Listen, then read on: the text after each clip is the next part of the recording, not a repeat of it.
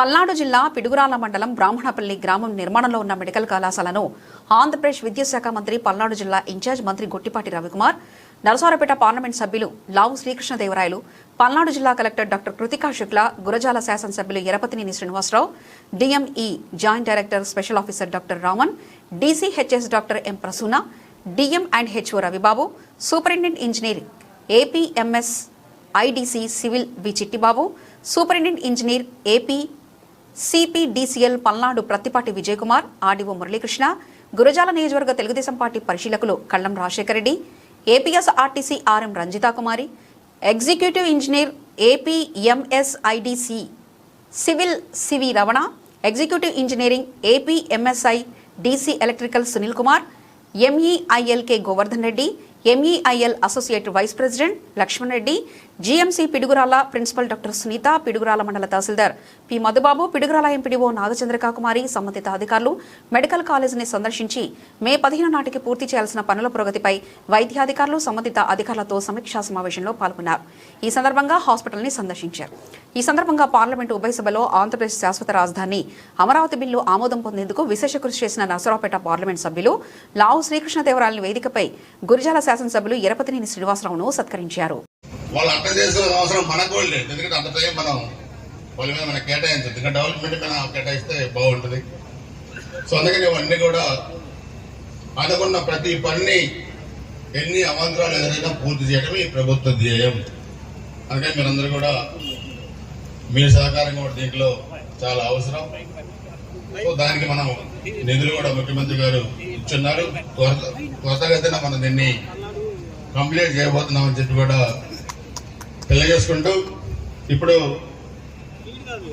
మీ అందరి తరఫున, మా నియోజకవర్గం తరఫున పార్లమెంట్ లో అమరావతికి చట్టబద్ధ చేసుకురావడంలో కాబట్టి మీ అందరి తరఫున ఒక చిన్న సత్కారం చేయబోతున్నాం.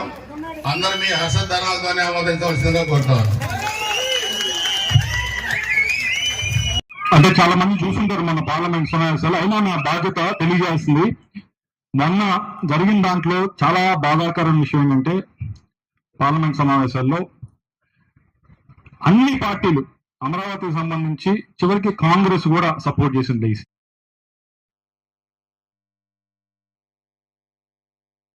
పార్టీ, అన్ని అపోజిషన్ పార్టీస్, అది బీజేపీ మిత్రపక్షాలు చేయడం ఒకటి, అన్ని పార్టీలు ఒకే ఒక్క పార్టీ, దేశంలో ఒకే ఒక్క పార్టీ సపోర్ట్ చేయండి ఎవరంటే వైఎస్ఆర్ కాంగ్రెస్ పార్టీ.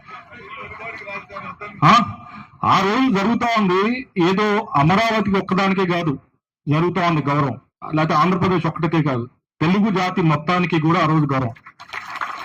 అందరూ దగ్గరికి వచ్చి కాదు ఇది తెలుగు వారికి న్యాయం చేయాలి అని చెప్పి అందరూ ఒక దగ్గరికి వచ్చి ఆ రోజు ఇటువైపు ఇట్లాంటి అన్ని కార్యక్రమాలు చేసుకోవచ్చు. ఒక కార్యక్రమం చేయకుండా మన ఈ మధ్య వాళ్ళ మీటింగ్ లో మాట్లాడుతున్నారు, మనం చేసిన పని చెప్పుకోలేక ఓడిపోయాం, మనం గనక చెప్పుకున్నట్టయితే గెలిచామని చెప్పి చెప్తున్నాడు. ఏమీ పని చేయలే. ఆయన పెన్షన్ ఇస్తాడు, 2000 నుంచి 3000 చేస్తాడు. 3000 చేయడానికి 5 సంవత్సరాలు పెట్టింది ఆయనకి. అట్లానే పిల్లలకు చదువుకి ఇద్దరికి డబ్బులు ఇస్తాడు, అవి చేయడానికి ఒకరికి ఇచ్చి ఒకరికి ఎగ్గొట్టేశారు. ఏం పని చేయలే ఆయన. కాలక్షేపం చేసేసి 5 సంవత్సరాలు కాలక్షేపం చేసి ఇంట్లో కూర్చొని కక్షలు తోటి రాష్ట్ర ప్రజలందరినీ ప్రాంతీయ మాటలతోటి, కులాలతోటి, మతాలతోటి విభజన చేసి రాష్ట్రాన్ని విచ్ఛిన్నం చేయడం తప్పక ఏ కార్యక్రమం కూడా ఆయన చేయలేదు. ఇంకా చేసింది ఆయన చేసింది చెప్తే ఇంకా తంతారు. అంత దరిద్రంగా పరిపాలన చేసి సర్వనాశనం చేసి వదిలిపెట్టాడు అన్నమాట. ఇవాళ మన ప్రభుత్వం అధికారంలోకి వచ్చిన తర్వాత ఆగిపోయిన ప్రాజెక్టులన్నీ కూడా మళ్ళీ రన్ చేస్తున్నాం. ఇవాళ ఎలక్ట్రిసిటీ డిపార్ట్మెంట్ ఉంది, మీరే చూస్తున్నారు. గత 5 సంవత్సరాల్లో 9 సార్లు కరెంటు బిల్లు పెంచాడు. మన ఇవాళ 22 నెలలు అయింది అధికారంలోకి వచ్చి, ₹1 కరెంటు బిల్లు పెంచం ట్రూ డౌన్ చేసే దశగా పనిచేస్తుంది ఈ ప్రభుత్వం. ₹13. వేదిక మీద అలంకరించినటువంటి పెద్దలందరికీ ముందుగా గౌరవ శాసనసభ్యులు ఎరపతినేని శ్రీనివాసరావు గారికి,